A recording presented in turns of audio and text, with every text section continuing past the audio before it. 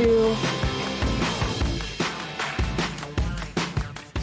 Hello and welcome back to another episode of your favorite show. We're Veritas, we're live, we're Veritas Live. Welcome back. I'm so excited for you to be here for us to talk about all things VMware Explore. As always, I'm broadcasting to you from my remote chateau here in the Central Florida region, where I've got a wonderful view of a swamp, and I promise you it's there. I will send pictures in the comments below, but enough about my dwelling, my residence, my abode. I want to know, where are you from? Where are you tuning in from? We've got a remote workforce. We've got all of these tools and technology allowing us to broadcast to the masses. So where on this bluish greenish ball are you tuning in from? Let us know in the comments below. I've got a chat log open. I want to give you and your hometown a much needed, well-deserved shout out. As always, feel free to participate throughout the conversation today. This is your show. This is your circus. I want to see the engagement high. Use the hashtag Veritas Live so that my millennial brethren won't disown me. That's the only reason I ask you to do that. With us today, I'm going to get into our guest very soon, but to get everyone up to speed, VMware Explore ended September 1st. I wasn't there. I want to talk to somebody that was. They wrapped September 1st, and the CEO, Raghu of VMware, mentioned in his keynote speech all around taking us from cloud chaos to being cloud smart, which is essentially the ultimate journey, the ultimate destination of every multi-cloud journey. It's what we've been talking about in most of our episodes this season. Oh, and I see somebody from the Netherlands on there. I see somebody from Orlando, Florida represent. All right. Ooh, Bucharest, Romania. Interesting. So we've got some great comments jumping in.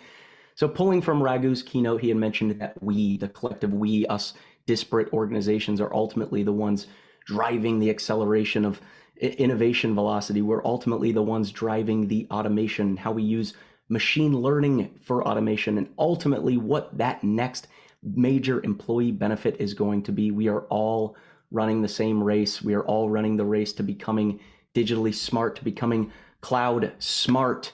So according to a VMware study, 80% of organizations would say that they're in this category of the cloud chaos. So if you're looking at your cloud environment and saying, this is chaotic, you are not alone. But what that means is that you're not realizing the maximum benefits of the cloud, which is why we are talking today. Oh, and I'm seeing I've got Colombia out there. Shout out to Colombia. Mumbai, India. Shout out to Mumbai. Saudi Arabia, Istanbul, Turkey. We are all over the map. This is fantastic. Well, good morning, good afternoon, good evening. I'm so glad you're here to join us. So today's episode around VMware Engage, I want to talk about some of the customers' reactions to the theme of the show. I want to talk through some of the challenges both Veritas customers and VMware customers have when they're moving those virtualized workloads to the cloud. And to do that, I've called upon one of the greats, the man, the myth, the legend. You know him, you love him. It's Clifford Barcliff. There he is, Senior Product Manager of Software-Defined Storage and Appliances here at Veritas, but he'll probably just say he is the evangelist. And Cliff, you are truly a man of the people, and I'm humbled that you're here. Thank you so much. Thanks, Sean. I would say embarrassing, but I don't get embarrassed. So thanks a lot. And some people they laugh at that evangelist thing, but to me, it's the second definition, by the way, in the dictionary. It is an enthusiastic advocate, and that's what I have been. And much like you, right? Even though we don't sell, we are in fact sellers, right? We're always selling. We're always excited and want to share that excitement with our peers and our friends, and of course our customers. Well, no shortage of enthusiasm. I want to get right into it. Cliff, I've been a fan of yours for a long time. I met you, I think, way back in 2016. I saw you walk through the MGM Grand and you were wearing that red suit.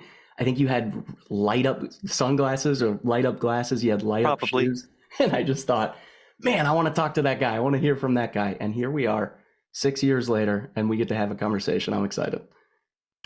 Yeah, so yeah, and again, it's for fun. It's part of that evangelist theme. Is I like red. I like color. I've always been a person who likes suits. And you got your red on too, representing. But it's fun, and that's why I do it. And so why not? Why not have fun? Well, if you've watched the show, Cliff, before we jump into it, we always like to start out with a little icebreaker. So I'm trying not to be too, I don't want to exaggerate. I don't want to use too much hyperbole, but because I am subscribed to, let's see, 644 streaming platforms, I want to know, what is your favorite show? And I'll quantify that a little bit for you. It could be a show that you keep going back to. It could be one of those sitcoms where everybody knows your name, or one of those reality TV shows you can't take your eyes away from. But what are you watching? What's your favorite show? So I tell you, I did binge watch Reacher, which was a lot of fun, Ah, but a lot of action, a little bit of humor. But what I was really excited to and look forward to, gosh, for a couple of years now, was, of course, the Lord of the Rings reboot. oh, Actually, I yeah. shouldn't say the reboot, the pre-boot, right?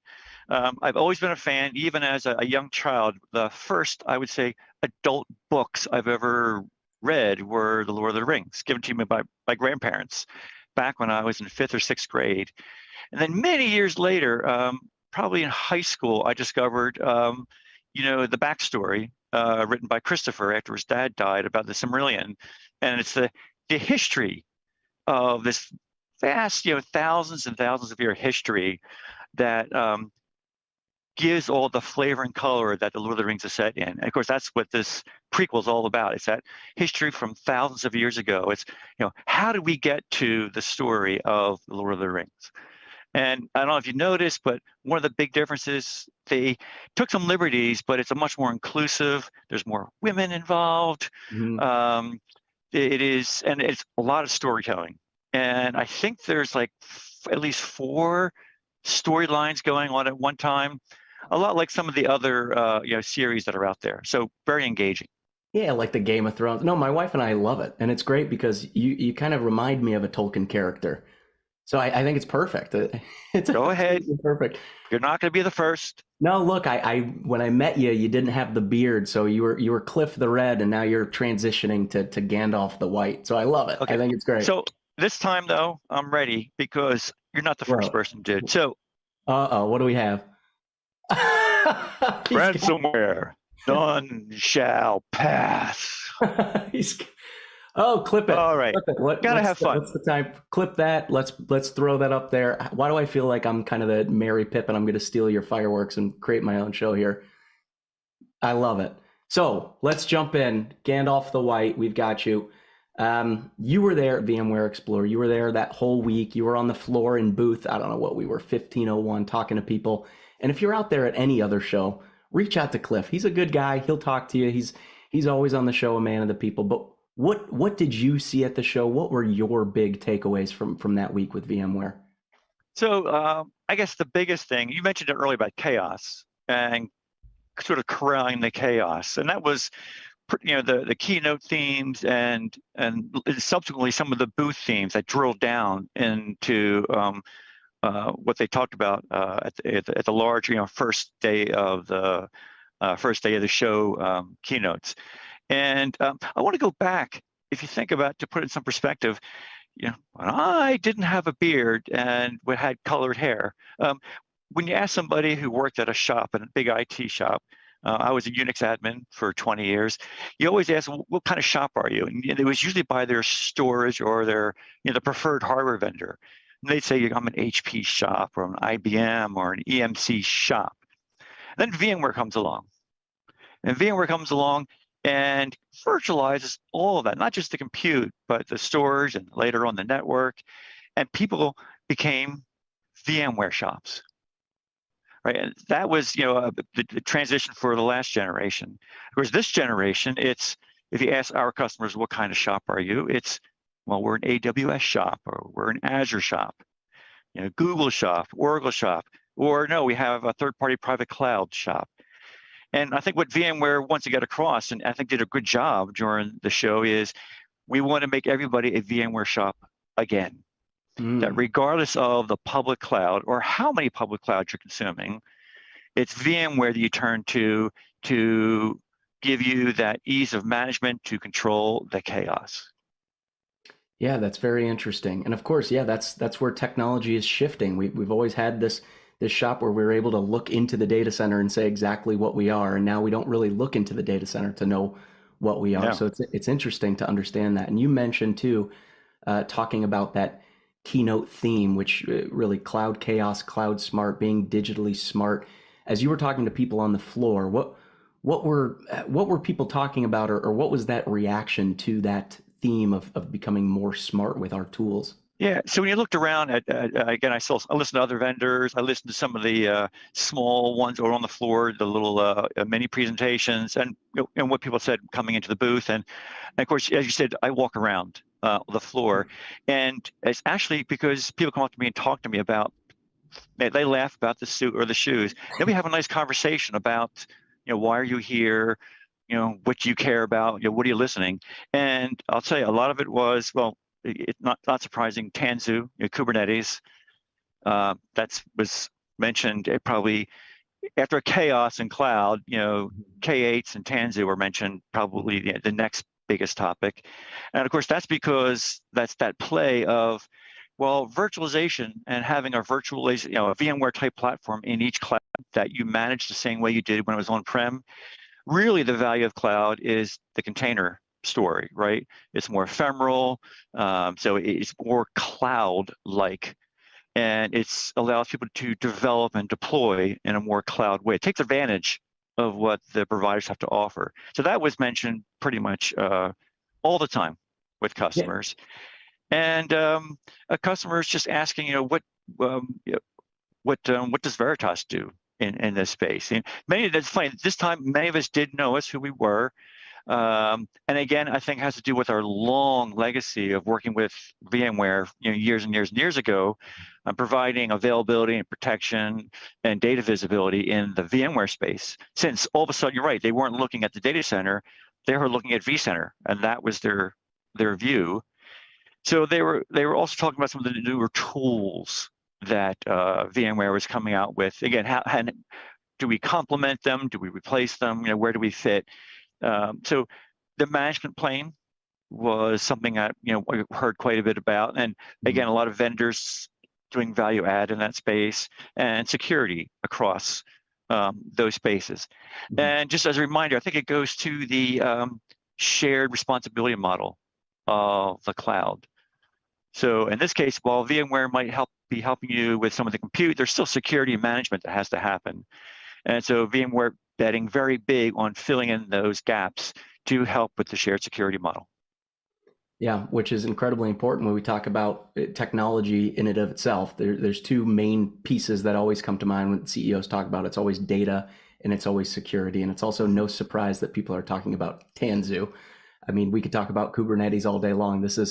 There's a really big push here, but I also want to give a shout out here. You're getting a comment. Nice look, Clifford. People like the look. You got a good look. You're peacocking out there on the showroom floor. It's brilliant. I love it. I'm a guy and I have an ego, just like everybody else. And it's fun. And guess what? I did a lot of business on the showroom floor. Absolutely. Clifford, the big red Barcliff, whose Barcliff is bigger than his bite. That's the only two things I could come up with on the spot, but feel free to throw it right back. I'm fine with it. But so going around that theme here, so was there any other recurring theme or issues specifically that customers were having? And why should our Veritas Live audience care about some of those themes and issues of the customers on the showroom floor? Sure. So, one was just with K8s or Tanzu. Just like anything else, with the VMware secret sauce, all the great stuff they do under the covers to allow you to be independent of your hardware, your hardware vendor of choice. So you can have any vendor that provides you, whether it's a value add because of some capability or because of your business relationship, the money and the ease of selling. The same thing, is doing with the clouds, right? Why they pick one cloud over the other? Again, there might be some value add service that they can't get at another, or it's the business relationship that their company has with that. But of course, just those reasons, though, they change over time, which means customers are now at the point where nobody, or very few customers, I should say, are just an Azure or an AWS or a Google shop. They can't, right? Just like they couldn't just be one hardware platform in their data center for all the reasons I mentioned, because there's some value add that's not to consume, or some money or business value that you just cannot not consume. The same thing is with the cloud. So that whole idea of multi-cloud isn't, I want to say multi-cloud, it's like federated cloud now. Having an app that lives in multiple places at the same time, so that you're consuming a services or something from one cloud, but the app also lives in, maybe some of it lives on-prem or some of it lives in another cloud. And so there has to be some way to develop centers of excellence as a customer to consume those things. So that's why containers were mentioned so often, and that struggle of where to put that center of excellence. Again, it feeds into the whole VMware theme of they want to be that. I hate to say it, but that pane of glass or that filter that maybe your center of excellence doesn't have to be at the public cloud level and the individual service, that it can be at the VMware level still.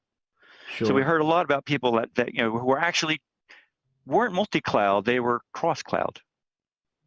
Interesting. Which, I mean, kind of bleeds into the next question. You answered it a little bit, but it was really around, I'm curious around how customers are deploying our solution in concert with VMware solutions. So really what they could be doing to optimize all of that deployment. And it seems like that's kind of the answer there. So it's the same thing, the same value prop you've had with VMware and all the different software and hardware vendors out there is we've been known to be agnostic from a support standpoint. All of our products have always had the capability of, whether it's visibility or availability or protection, to look at all things, protect all things, or make all things available, regardless of where it sits, right? Physical ones, virtual ones, we didn't care what hardware vendors, storage vendor or compute vendor, or even virtualization vendor. Now, the cloud just makes it even more immediate. You see it because people are, in fact, using multiple clouds. So using our enterprise products to find the data. Like I said, we're not data center driven, we're more data driven. So data visibility becomes important. So be able to look into all the public clouds and see where the data is. And then people said, well, okay, how do I know that I'm protecting everything? Well, okay, having our data protection product work seamlessly and natively in each of the clouds. And of course, we've done a lot of work with containerization of our flagship products so that they fit in the cloud paradigm in a much smoother, more economical way, right, in a more seamless way. So we actually had conversations about deploying our products in the public cloud. So not just protecting them, but actually deploying them in the public cloud to do things like protect their K8s or restore their K8s into or from any cloud. That was a conversation. And then we did the same thing with availability, right? Making sure that that data that you have that is persistent is in a place that you can guarantee the availability of it. So that question came up, and maybe if you want, I'll talk a little more of that later, but some interesting conversations with specific customers. Well, it's interesting. I mean, if really the keynote speech was around entering that journey of being digitally smart, and 80% of organizations have this, are in this cloud chaos column. It seems like that the obvious answer is, we want to take control of our data. We want to know what we have in the cloud so that we can start building a path to making that work for us, to really making that smart. But I'm interested too, with you being out there all week and talking to so many people, the most exciting customer issue that you were able to solve on the show floor. What was the most exciting? Sure. I want to give a shout out to two of the people that were there, to Simon Robinson and Joe D'Angelo, two really experienced folks here at the company, been around a long time, and they're at their best in front of customers. And one was a customer who was a VMware customer, was now fully embracing cloud, and they had both VMware workloads, but they also had other cloud workloads, and they wanted to know, should they deploy our products on-prem and stretch out, or should they put an instance in the public cloud? And if so, what should it look like? And so right there on the showroom floor, Simon Robinson stepped up to the plate. He actually took a glass wall we have that was part of a little meeting room, not meant to be the whiteboard. And I don't know where he stole the markers from, but he ended up, about a 6-foot square wall, and ended up writing all over the wall and actually solving the customer's problem right then and there. And they were huddled together, and some people looked over the shoulder because it was kind of fascinating, interesting to watch as he explained, he learned about the customer first and then explained how he would do that kind of implementation. So that was nice. I mean, right there in there, customer, walked away with a solution.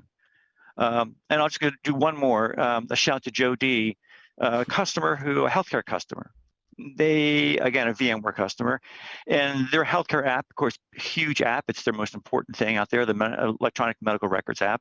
Mm-hmm. And, it can be fragile because it has what I call lots of gazintas and gazoutas, right? It takes a lot of things to move healthcare information around. And it's not just actually that central app. There's usually a dozen feeder apps around that we as consumers use to look up our prescriptions or our test results, or get a view of our x-rays, our digital stuff.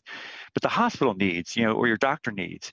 And anyway, they had a problem where there was a small failure. And it took them a long time to just cobble the giant back together again. So it led right into an InfoScale conversation, right? Our availability and storage product, and how we've had co-developed a long time ago some with an EMR provider to make their application very, very highly available. And so we whiteboarded out very quickly, and this was Joe D. Hey, here's what you would do. Here's what we do. Here's what your experience would be like if you had put us into your stack. And for this person, it was a weekend of, I'm not wearing it, but I talk about selling weekends and paychecks. They spent a couple of nights of trying to get the last bit of their healthcare app put together again. So right then and there, Joe showed them how to never have that happen again. That's fantastic. Yeah, shout out again. It was a VMware customer. Yeah. Shout out Simon Robinson too. Two of the greats. I talk to them way too often. I'm sure they're sick of hearing from me too. So that's great, Cliff. I appreciate it. I wasn't there, so I'm glad to get the rundown on what your thoughts were on what those customer interactions were like, and really what we're doing with our 20-year plus partner VMware. So really appreciate you joining us and being on the program. Thank you so much. Yeah.